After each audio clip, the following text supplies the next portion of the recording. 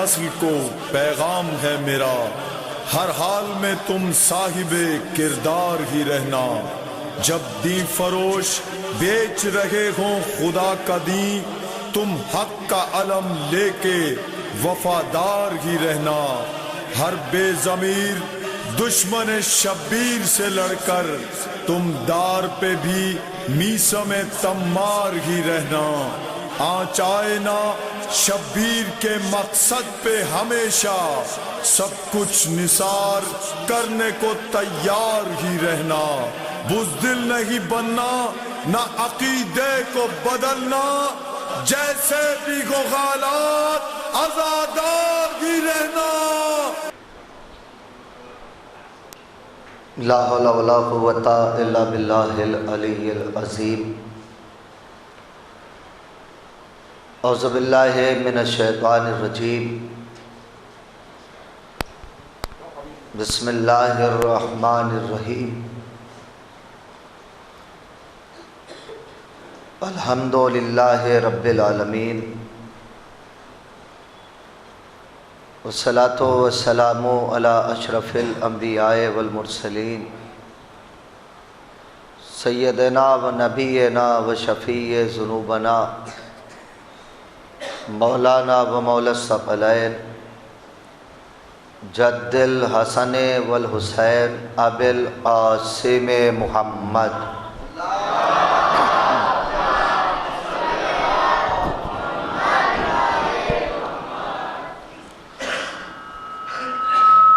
وآلہ الطیبین الطاہرین المعصومین المظلومین، ولعنۃ اللہ علی اعدائہم اجمعین من یومنا ھذا الی یوم الدین۔ بسم اللہ الرحمن الرحیم۔ وَإِذِ ابْتَلَىٰ إِبْرَاهِيمَ رَبُّهُ بِكَلِمَاتٍ فَأَتَمَّهُنَّ قَالَ إِنِّي جَاعِلُكَ لِلنَّاسِ إِمَامًا۔ صلوات بھیجے محمد اور آل محمد۔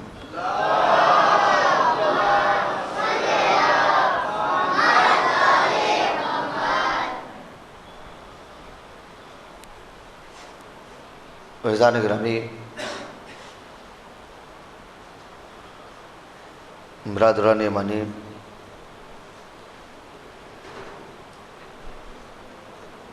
ماتمداران سرکار سید الشہداء،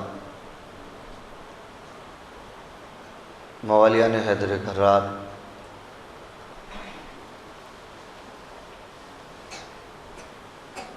خالق کائنات،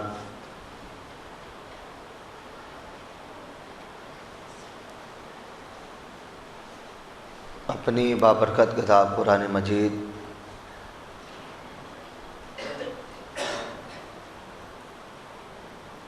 اس میں جو آیہ کریمہ جس میں جناب ابراہیم کے امتحان کا ذکر کر رہا ہے،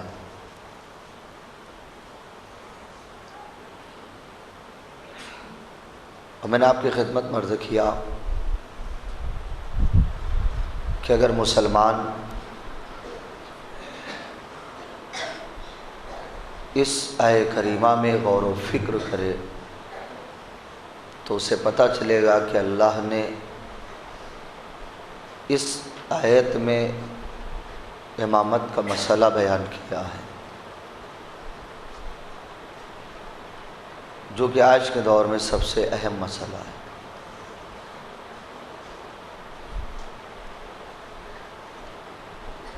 خدا کے بنائے ہوئے ہادی و رہبر اور ہوتے ہیں، دنیا کے بنائے ہوئے ہادی و رہبر اور ہوتے ہیں۔ خدا نے جسے انسانوں کی ہدایت کے لیے امام بنا کے بھیجا وہ معصوم ہیں، اور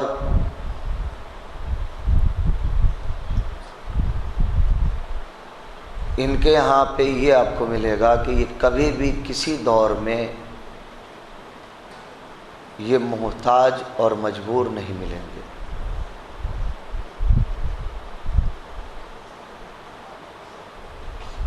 اور ہمارے سامنے یہ جو ہادی، یہ رہبر، جو یہ امام ہیں، ان کا کردار ہماری زندگی کے لیے یہ نمونے عمل ہے۔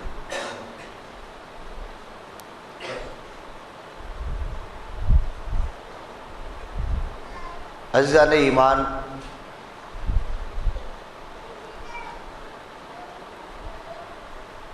چاہے وہ آپ انبیاء کی تاریخ اٹھا کے دیکھ لیں، چاہے آپ ائمہ کی تاریخ اٹھا کے دیکھ لیں،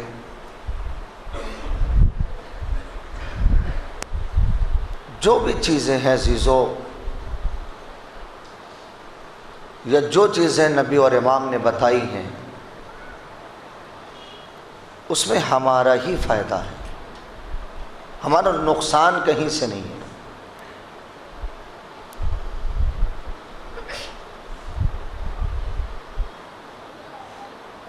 ہر نبی کا کچھ نہ کچھ مشہور ہے۔ جناب آدم اگر اٹھا کے دیکھیے تو علم مشہور ہے، جناب نوح کی تاریخ اٹھا کے دیکھیے ان کا تقوی مشہور ہے، جناب موسیٰ کی تاریخ اٹھا کے دیکھیے ان کی ہیبت مشہور ہے، جناب ابراہیم کی تاریخ اٹھا کے دیکھیے ان کی خلت مشہور ہے، جناب عیسیٰ کی تاریخ اٹھا کے دیکھیے ان کا زہد مشہور ہے، جناب ایوب کی تاریخ اٹھا کے دیکھیے ان کا صبر مشہور ہے۔ اور پھر اگر آپ انبیاء کی تاریخ اٹھا کے ان کی زندگی کو اگر اٹھا کے آپ دیکھیں تو کسی نبی کے بارے میں آپ کو کچھ ملے گا، کسی نبی کے بارے میں آپ کو یہ ملے گا کہ ان کا یہ ہے۔ ویسے میں نے نبی کی تاریخ پڑھی اور پھر امام کی تاریخ پڑھی تو ہم نے دیکھا کہ جناب ابراہیم کا ایک طریقہ یہ تھا کہ انہوں نے کبھی بھی کھانا اکیلے نہیں کھایا،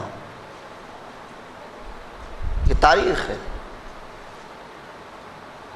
جب بھی کھانا کھایا ہے خلیل اللہ نے تو ایک مہمان کے ساتھ میں کھانا کھایا ہے۔ ادھر آپ نبی کی تاریخ دیکھیں، پھر آ کے ادھر سے امام کی تاریخ دیکھیں آپ۔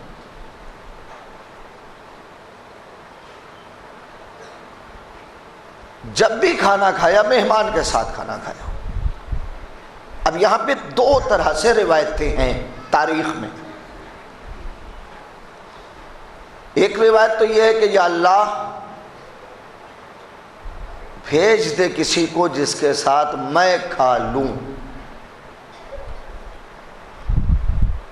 اور ایک جو تاریخ ہے جناب ابراہیم پریشان ہیں، کوئی مل جائے جس کے ساتھ ہم کھانا کھا لیں۔ کبھی گھر میں کبھی باہر جاتے ہیں، کبھی گھر میں آتے ہیں کبھی باہر جاتے ہیں، اور اگر گھر میں کسی نے کہا کھانا کھا لیجئے تو آواز دیا کہ اس سے پہلے کبھی ہمیں اکیلے کھانا کھاتے دیکھا تھا، پھر باہر چل دیے۔ اب جناب ابراہیم نے دیکھا کہ دور سے ایک لشکر جا رہا ہے، لشکر تیز قدموں سے۔ جناب ابراہیم پہنچے، اس میں سے ایک ضعیف آدمی کو بلایا، اور بلانے کے بعد جناب ابراہیم کہتے ہیں بھائی میرا ایک طریقہ رہا ہے کہ میں کھانا جب بھی کھاتا ہوں تو کسی مہمان کے ساتھ کھاتا ہوں۔ آج ہمیں کوئی مل نہیں رہا ہے، تو میرے ساتھ چلو گے، کھانا کھاؤ گے؟ تو ضعیف آدمی نے جناب ابراہیم سے کہا، ابراہیم ہم اکیلے نہیں ہیں، ہمارے ساتھ اور مرد بھی ہیں، اور صرف ہمارے ساتھ مرد نہیں ہیں، ہمارے ساتھ عورتیں بھی ہیں، ہمارے ساتھ صرف عورتیں ہی نہیں بچے بھی ہیں۔ یہ بتاؤ ہمارے ساتھ ساتھ تم ہمارے مردوں کو بھی کھانا کھلاؤ گے؟ نبی اللہ ہیں، خلیل اللہ ہیں، قبول کر لیا، ہم تمہیں بھی کھانا کھلائیں گے، تمہارے مردوں کو بھی کھلائیں گے۔ کہا ہماری عورتوں کو بھی کھانا کھلاؤ گے؟ قبول کر لیا، ہاں ہم ان کو بھی کھانا کھلائیں گے۔ نوجوانوں غور کریں، آپ ان کو بھی کھلائیں گے۔ کہا ہمارے بچوں کو؟ کہا ان کو بھی کھلائیں گے۔ اب میں آپ کو یہ بتاؤں کہ یہ جو قافلہ ہے، یہ قافلہ اللہ کو ماننے والا نہیں تھا، یہ بات ذہن میں رکھیے۔ لے آئے، جناب ابراہیم نے سارے مردوں کو کھانا کھلایا، ان کی عورتوں کو کھانا کھلایا، بچوں کو کھانا کھلایا، سب کو کھلایا۔ اب وہ جو ضعیف ملا تھا، جس نے کہا تھا کہ ہم سب کو، وہ جناب ابراہیم کے پاس آتا ہے، وہ کہتا کیا ہے، اے ابراہیم تم نے میرے اوپر احسان کیا، تم نے میری عورتوں پر احسان کیا، تم نے میرے مردوں پہ احسان کیا، میرے بچوں پہ احسان کیا، کوئی ایک کام ایسا بتا دو کہ جس کے کرنے سے یہ احسان اتر جائے۔ نبی اور امام کہتے اسے ہیں جسے ہر حالات کا علم ہو، اسے ذہن میں رکھیے گا۔ جناب ابراہیم کہتے ہیں جاؤ، کوئی کام نہیں ہے۔ پھر اس نے اصرار کیا، نہیں بتانا تو پڑے گا تمہیں،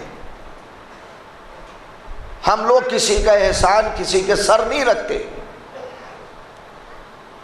اچھا، جب جناب ابراہیم نے دیکھا کہ یہ ضد کر رہا ہے، تو جناب ابراہیم نے صرف ایک بات کہی، بھائی تم ضد کر رہے ہو تو ایک چھوٹا سا کام ہے۔ کہ کیا؟ کہ اس خدا کا ایک سجدہ کرتے جاؤ۔ میں نے پہلے کہا تھا نا کہ یہ خدا کو ماننے والے نہیں تھے، غصے میں آگے کہا ابراہیم یہ کیا تم نے کہہ دیا، ہم نہیں کریں گے سجدہ اس خدا کا۔ تو جناب ابراہیم کہتے ہیں ہم نے روکا کب ہے، جاؤ نا۔ کہا ہم جا رہے ہیں، چل دیے۔ اچھا دیکھیے، شیطان بھی نہیں چاہتا کہ کسی کا احسان کسی کے سر رہے۔ وہ راستے میں ملا اور ایک عام آدمی کی شکل میں اس ضعیف سے کہتا کیا ہے، ارے ابراہیم نے تم پر احسان کیا، تمہارے مردوں پہ، تمہاری عورتوں پہ، تمہارے بچوں پہ احسان کیا۔ وہ ایک سجدہ کرنے کے لیے کہہ رہا ہے، جاؤ جا کے سجدہ کر لو۔ کہا نہیں ہم نہیں کریں گے۔ کہا ہماری پوری بات تو سنو، سجدہ کرنے کے لیے کہہ رہا، جا کے سجدہ کر لو، بس خیال یہ رکھنا صرف سر کو جھکانا، اپنے دل کو نہ جھکانا۔ اب اس کی سمجھ میں آ گئی بات، کہاں تم صحیح کہہ رہے ہو۔ پھر پلٹے سب کے سب، اے ابراہیم تم نے کیا کہا تھا، اس خدا کا ایک سجدہ کرنا ہے؟ کہا اس کے بعد تو کچھ نہیں؟ کہا نہیں اس کے بعد کچھ نہیں۔ سب کے سب سجدے میں، اور جب نبی اللہ نے یہ دیکھا کہ سب کے سب سجدے میں، تو ہاتھ کو بلند کر کے ایک دعا کی ہے، پروردگار جو میرا کام تھا وہ میں نے کر دیا، اب جو تیرا کام ہے وہ تو کر دے۔ نوجوانوں مطلب سمجھے، جناب ابراہیم کے یہ دعا کرنے کا مقصد یہ تھا، اے پروردگار میرا کام تھا ان کے سروں کو جھکانا، تیرا کام ہے ان کے دلوں کو جھکانا۔ صلوات بھیجے محمد اور آل محمد۔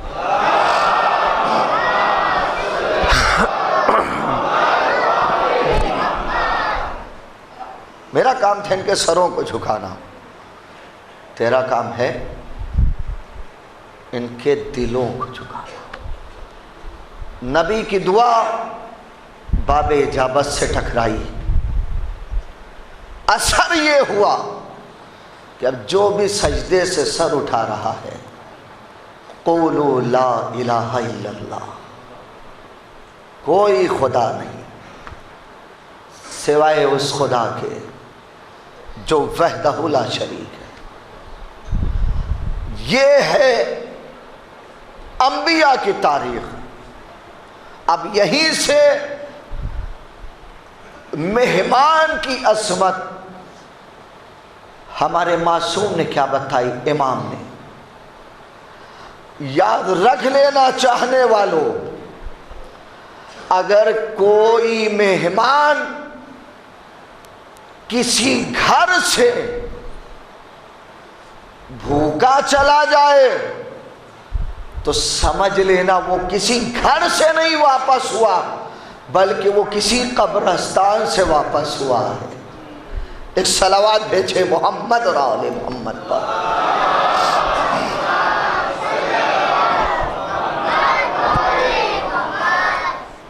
تو میں نے کیا کہا، اس طریقے سے دو تاریخیں، ایک تو یہ، اور دوسری جو ہے جناب ابراہیم نے کہا تھا کہ پروردگار بھیج جس کے ساتھ میں کھاؤں۔ اللہ نے بھیج دیا تھا، دسترخوان لگا، جناب ابراہیم کہہ رہے بھائی کھاؤ، اکڑ گیا، کہتا ہے ابراہیم تم کھاؤ۔ کہ کیوں؟ کہ مجھے اس روٹی ووٹی کی ضرورت نہیں ہے۔ اتنا بڑا جملہ، وہ انسان ہوتا تو کھاتا، وہ تو فرشتہ تھا۔ ابراہیم تم کھاؤ، مجھے اس روٹی ووٹی کی ضرورت نہیں ہے۔ جیسے ہی فرشتے نے یہ جملہ کہا، وہیں پہ قدرت نے طے کر لیا، آج تم روٹی کا انکار کر رہے ہو، تمہاری اس انانیت کو اگر در زہرا پہ نہ توڑ دیا تو مجھے خدا نہ کہنا۔ آج تم کہہ رہے ہو ہمیں روٹی کی ضرورت نہیں ہے، کل اسی روٹی کے لیے تمہیں در زہرا پہ ہم یتیم بنا کے بھیجیں گے، تمہیں مسکین بنا کے بھیجیں گے، تمہیں اسیر بنا کے بھیجیں گے۔ فرشتے آئے کہ نہیں آئے در زہرا پہ روٹیاں لینے؟ اور عالم اہل سنت علامہ مودودی نے بھی لکھا، مسلمانوں کے مزاج کو دیکھتے ہوئے، اے مسلمانوں انہیں تم مکے اور مدینے کے فقیر نہ سمجھنا، یہ ملک ہیں، فرشتے ہیں، کیونکہ جس وقت جس پابندی کے ساتھ یہ آتے تھے در زہرا سے روٹی لے جاتے تھے، یہ فرشتے ہیں ملک. کیوں؟ ملک ہوتا ہے، فرشتہ ہوتا ہے، وہ حالت جبری میں، حالت جبری میں اپنے نوجوانوں کو سمجھاؤ. جو فرشتہ سجدے میں ہے وہ سجدے میں ہے، جو رکوع میں ہے وہ رکوع میں ہے، جو قیام میں ہے وہ قیام میں ہے، جو قنوت میں ہے وہ قنوت میں ہے. اب اگر یہ در زہرا پہ آئے تو جو رکوع میں رہا ہوگا اس نے رکوع چھوڑا ہوگا، جو قیام میں رہا ہوگا اس نے قیام چھوڑا ہوگا، جو قنوت میں رہا ہوگا اس نے قنوت چھوڑا ہوگا. اور آ کے در زہرا پہ دنیا کو بتایا دیکھو اپنی مرضی سے نہیں آیا ہوں بلکہ بھیجا گیا ہوں، صلوات بھیجے محمد را.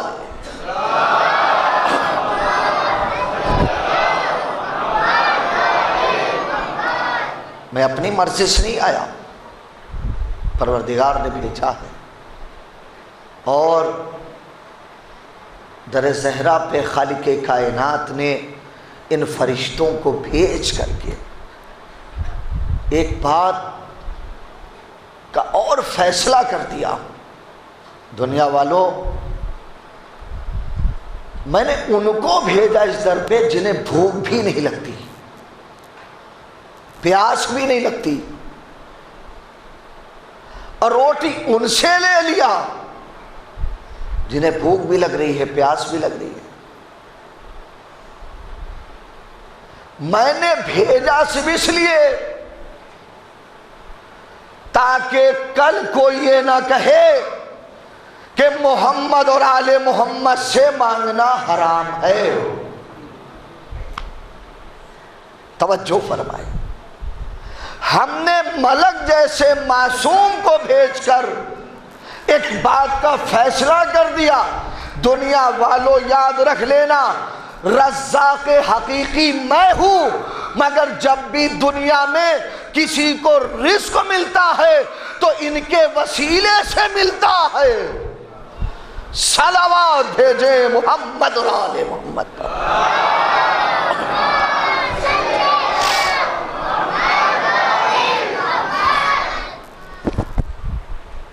جب بھی کسی کو رزق ملتا ان کے وسیلے سے. اور نوجوانوں، بزرگوں،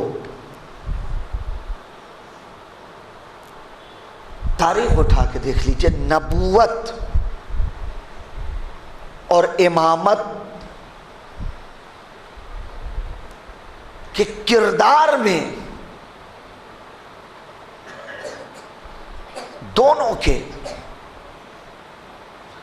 اس میں بھی کوئی آدمی کہیں فرق نہیں دکھا سکتا. ایسا نہیں کہ نبی کچھ کہے اور امام کچھ کہے. بہت اہم گفتگو ہے یہ بات، نوجوانوں ذہن میں رکھیے.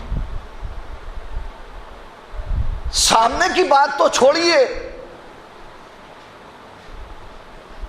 دونوں کے کردار میں کتنا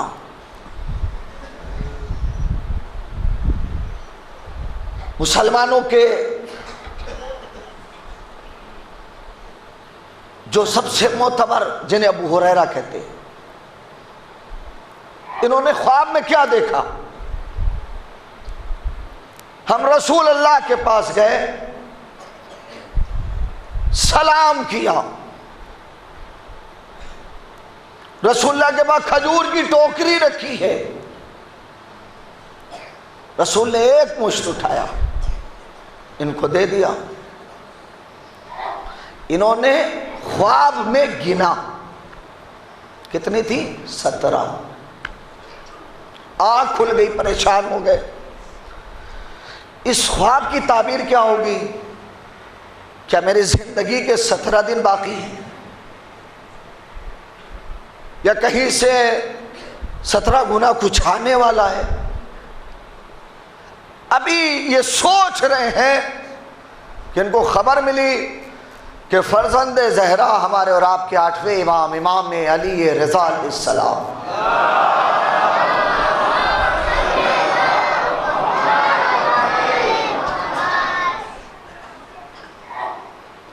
وہ تشریف لے آئے،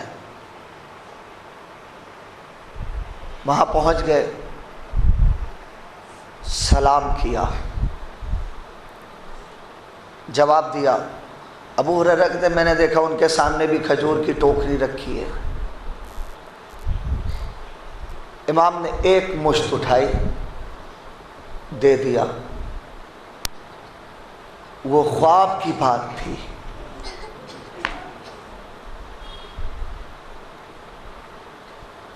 اب جب گنا تو کتنی نکلی؟ 17۔ اب امام سے یہ کہتے ایک بڑھا دیجئے، ایک اور دے دیجئے۔ اے امام کے چاہنے والوں، امام نے کیا جواب دیا؟ اگر خواب میں میرے جد رسول نے تجھے ایک زیادہ دی ہوتی تو میں بھی دے دیتا۔ صلوات بھیجے محمد رسول اللہ۔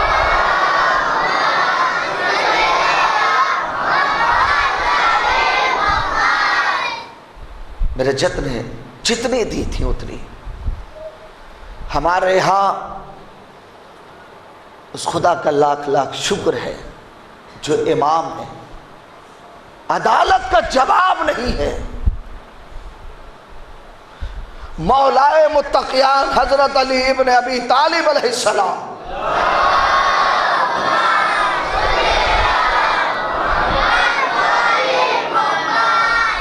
مولا تقسیم کر رہے ہیں بیت المال سے، یہ لو یہ لو یہ لو۔ جناب عقیل کون تھے؟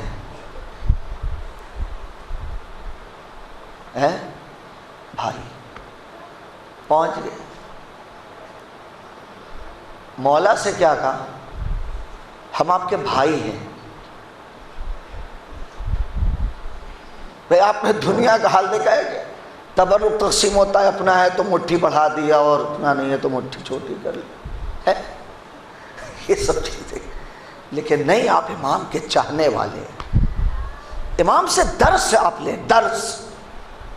بھائی ہے عقیل، اور جب کہا آپ کہ میں بھائی ہوں بڑھا دیجئے، تو مولا نے کہا عقیل یاد رکھنا عدالت میں علی کا ہاتھ برابر ہے، نہ کوئی بھائی ہے نہ کوئی اور ہے۔ یہ ہے عزیز، اسی لیے میں دنیا سے کہتا ہوں دنیا والوں یہ ہے ہمارے امام، میرا مولا وہ ہے کہ صرف ایک شجاع ہی نہیں تھا۔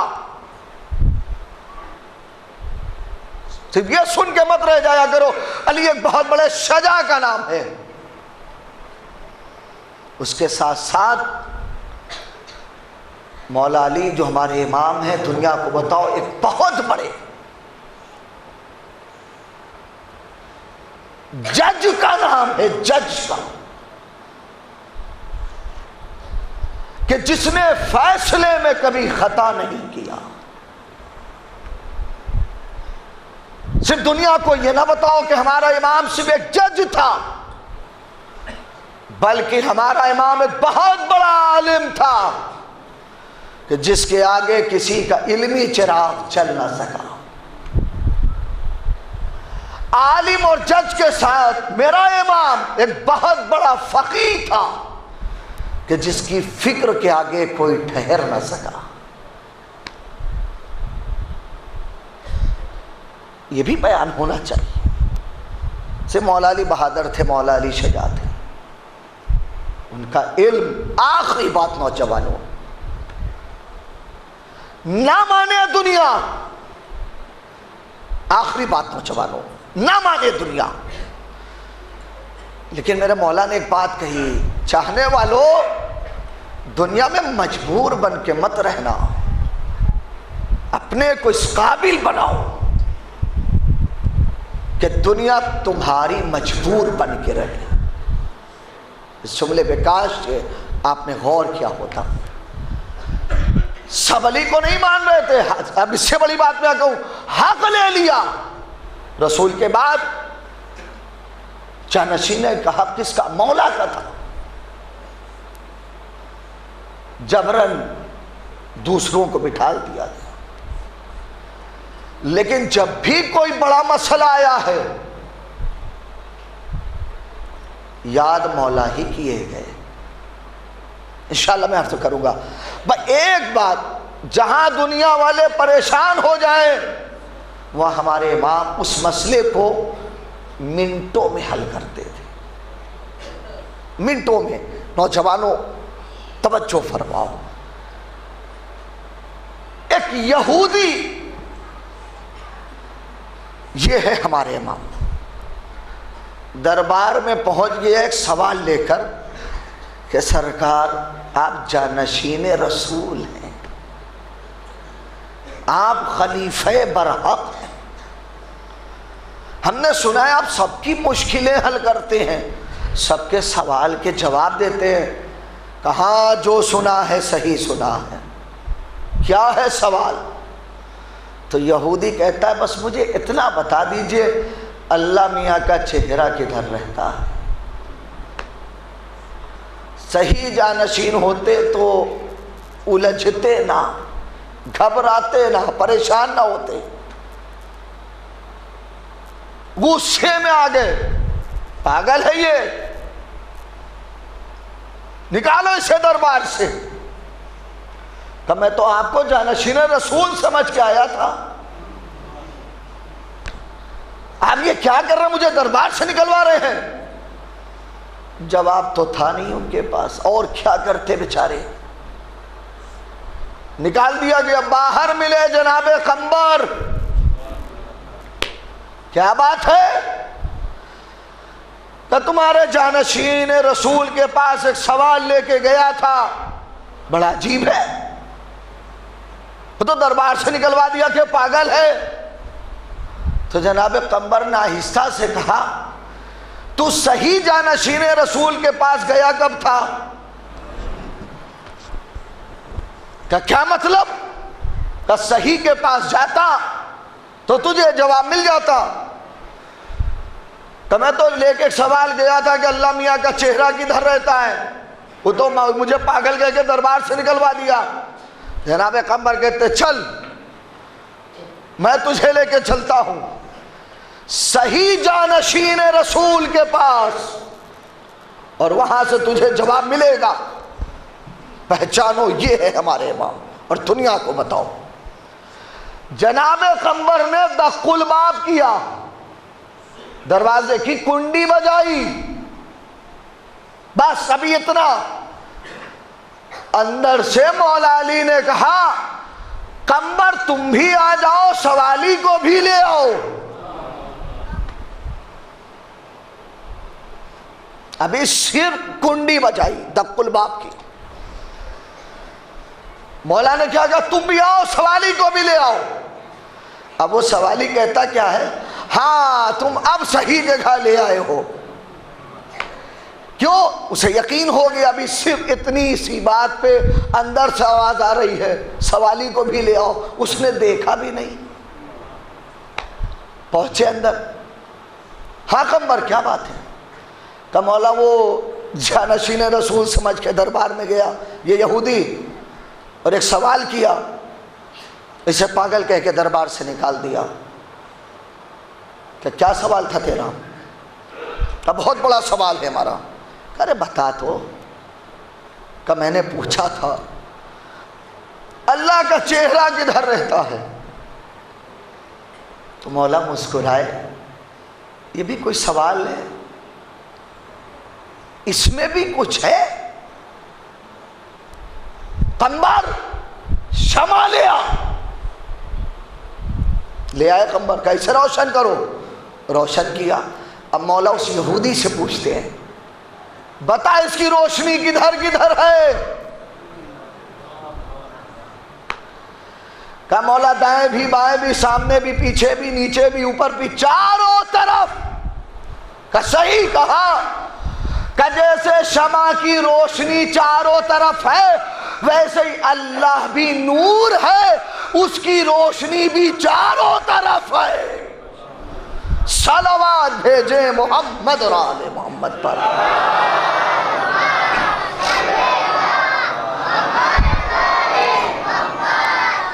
اس کی روشنی بھی چاروں طرف ہے، مگر افسوس نوجوانوں کہ دنیا نے اس در کو چھوڑ دیا۔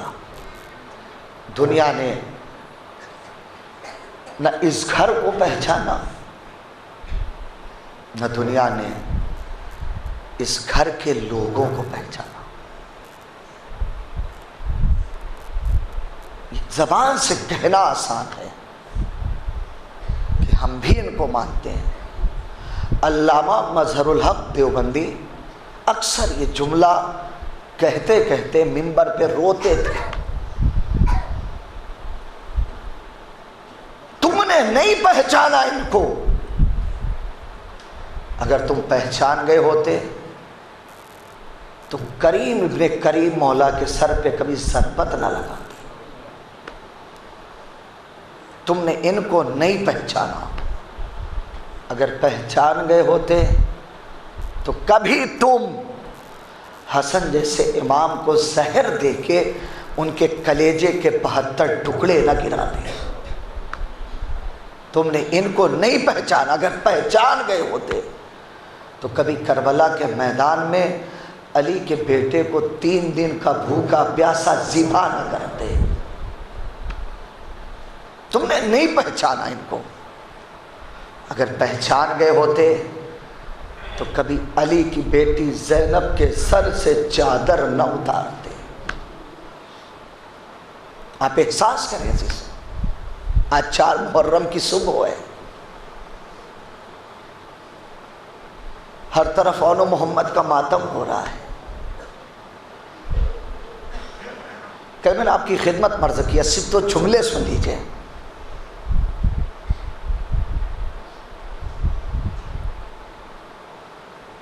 اون و محمد کی ماں زینب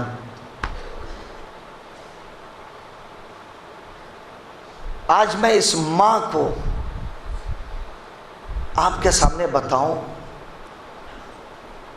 کہ اس نے اپنے بھائی کے آگے بچوں پہ بھی آنسو نہیں پایا۔ زینب کبھی سوچو آپ کہ کس ماں کو کہتے ہیں۔ اے جوانوں، اے بزرگوں، زینب اس ماں کو کہتے ہیں جس نے بچوں کو پیاسا دیکھا مگر روئی نہیں۔ اور اس سے بڑی بات کہوں، زینب اس ماں کو کہتے ہیں جس نے اون و محمد کو میدان میں بھیجا مگر روئی نہیں۔ زینب اس ماں کو کہتے ہیں کہ جس نے اون و محمد کے لاشیں دیکھے مگر روئی نہیں۔ زینب اس ماں کو کہتے ہیں کہ جس نے اون و محمد کے سر نوکے نیزہ پہ دیکھا مگر روئی نہیں۔ آپ اندازہ لگائیں، یہی وجہ ہے کہ جب 11 محرم کو یہ لٹا ہوا قافلہ گنج شہیدہ سے گزارا گیا تو تاریخ نے کیا لکھا؟ علی اکبر نظر آئے، ام لیلا نے اپنے کو گرا دیا، قاسم ام فروہ نے اپنے کو گرا دیا، حسین نظر آئے، زینب نے اپنے کو گرا دیا۔ حمید ابن مسلم کا ایک جملہ سنو گے قیامت کا؟ حمید ابن مسلم آگے بڑھا چوتھے امام کے پاس اور آ کے کہتا ہے، مجھے آپ بتائیے کیا اون و محمد کی ماں مر گئی ہے؟ جزاک اللہ، آپ کی آواز سے مدد ہے۔ چوتھے ماں نے پوچھا یہ کیوں کہہ رہا ہے؟ کہ میں یہ دیکھ رہا ہوں ہر بیوی اپنے اپنے والی و وارث کے لاشے پہ گرا کے رو رہی ہے، مگر اس میدان میں ان دو بچوں پہ رونے والا کوئی نہیں ہے، ان کا ماتم کرنے والا کوئی نہیں ہے، ان پہ آنسو بہانے والا کوئی نہیں ہے۔ تب سید سجاد نے کہا امیر زبان روک لو، ان کی ماں کوئی اور نہیں میری پھوپھی زینب ہے، انہوں نے وعدہ کیا ہے بچوں کا ماتم نہ کروں گی، بھیا کا ماتم کروں گی۔ جزاک اللہ۔ نہیں روئی علی کی بیٹی۔ شام میں شہداء کے سر آئے، کوئی تاریخ دکھا دو کہ یہ ماں روئی ہو۔ بھیا کے غم کے آگے بچوں کا غم بھول گئی۔ اس لیے کہتا ہوں اے شہزادی زینب تجھ پر ہماری ماں اور بہنوں کا لاکھوں لاکھ سلام۔ اکبر کا سر آیا، ام لیلہ آگے بڑھی، لے لیا، رونا شروع کیا۔ قاسم کا سر آیا، ام فروہ نے لے لیا، سر آتے رہے، لوگ لیتے رہے۔ حسین کا سر آیا، زینب نے آگے بڑھ کے اپنے بھائی کا سر لے لیا، مگر جب دو چھوٹے چھوٹے سر آئے ان کو کوئی لینے والا نہیں۔ پھر شام کی عورتوں نے کہا کہ ان بچوں کی ماں مر گئی ہے۔ جزاکم ربکم خیر الجزا۔ مزید آخری جملہ سنو، زینب نہیں روئی،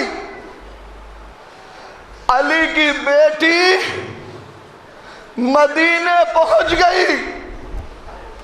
اب جب زینب اپنے گھر میں گئی، حجرہ کھولا، اب جب دو خالی مصلے دیکھے، دو خالی بستر دیکھے، اب ماں کا دل تڑپ گیا، کربلا کی طرف رخ کر کے کہا اے اونو محمد معاف کر دینا، میں تم پہ رو نہ سکی۔ یہ جملہ سنو دیجو۔ اب زینب نے اونو محمد پہ رونا شروع کیا، ماتم کرنا شروع کیا۔ اتنے میں گھر کا دروازہ کھلا، جناب زینب کے شوہر نامدار جناب عبداللہ داخل ہوئے۔ کیا دیکھا؟ ایک ضعیفہ رو رہی ہے، ایک ضعیفہ ماتم کر رہی ہے۔ عبداللہ کہتے کیا ہے؟ اے ضعیفہ تجھے اگر رونا ہے تو کہیں اور جا کے رو لے، تجھے نہیں پتا میرے بچے پردیش میں ہے۔ اے ضعیفہ میرا مولا عالم غربت میں ہے۔ اب زینب سے برداشت نہ ہوا، اٹھ کے آئی عبداللہ، پہچانا نہیں اونو محمد کی ماں، حسین کی بہن عبداللہ اونو محمد مارے گئے۔ انا للہ و انا الیہ راجعون۔ اللہم اغفر للمؤمنین والمؤمنات والمسلمین والمسلمات الاحیاء منہم والاموات، تابع بیننا و بینہم بالخیرات، انکا مجیب الدعوات، انکا علی کل شیء قدیر۔ مالک تجھے واسطہ ہے محمد اور آل محمد علیہ السلام کا، ہماری اس مختصر سی عبادت کو قبول فرما لے۔ مالک تجھے واسطہ ہے محمد اور آل محمد علیہ السلام کا، یہاں پہ جتنے لوگ تشریف فرما ہیں اور جہاں جہاں بھی مولا کے چاہنے والے آباد ہیں، خصوصاً ایران، عراق، سیریا اور بحرین میں جو لوگ ہیں، مالک سب کی جان مال عزت آبرو کی حفاظت فرما۔ مالک تجھے واسطہ ہے محمد اور آل محمد علیہ السلام کا، ہمارے جتنے بھی مقدس مقامات ہیں، جو روزے ہیں، سب کی حفاظت فرما۔ ہمارے جو علماء کرام ہیں ان کی حفاظت فرما۔ مالک ہمارے آخری امام کے ظہور میں تعجیل فرما، ہم سب کو ان کے ناصرین میں شمار فرما۔ ربنا وتقبل منا انک انت السمیع العلیم۔ ماتم